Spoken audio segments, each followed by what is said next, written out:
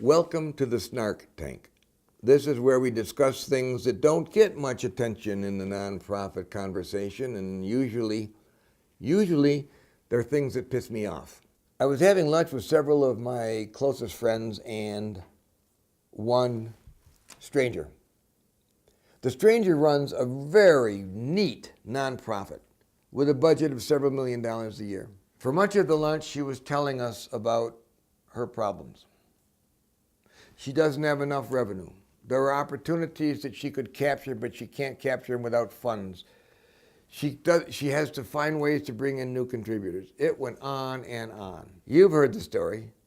You've probably said the same things. Well, she didn't know my background. We sat at the table, folks were making suggestions. They were not professional nonprofit managers or fundraisers, but they were making suggestions, and she always had a reason why they wouldn't work. And finally, I got probably not as diplomatic as I should have been, and I said, listen, I've raised nearly $200 million. That is the staffs that work for me, and I raised nearly $200 million over my career.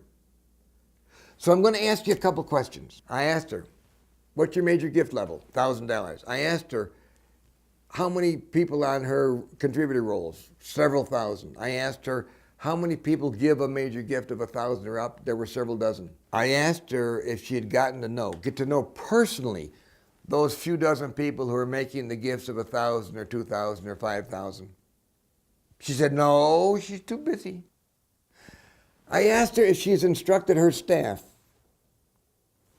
to carefully examine the contributor roll, looking for those who have been giving contribution over a sustained period of time and looking for those who might not qualify for major gift level but might be close. I asked her if she'd instructed her staff to carefully examine and try and learn about the people who do make major gifts so she could learn more about them so she could be more effective in building relationships. Now, we'd spent about an hour in conversation. I heard all sorts of idealism. I heard all sorts of wonderful anecdotes about the really great work she was doing. And I heard all sorts of excuses about why she cannot move beyond the plateau where she is now admittedly stymied, beyond the plateau that is frustrating her and denying her organization the opportunity to do more and to do better. The biggest problem is she did not get down to business and say, my biggest potential contributors are my current major contributors, and I have to get to know them personally, I have to get to know about them, and I have to start to spend time with them and bring them into the organization and begin to collaborate so I can move their gift levels up.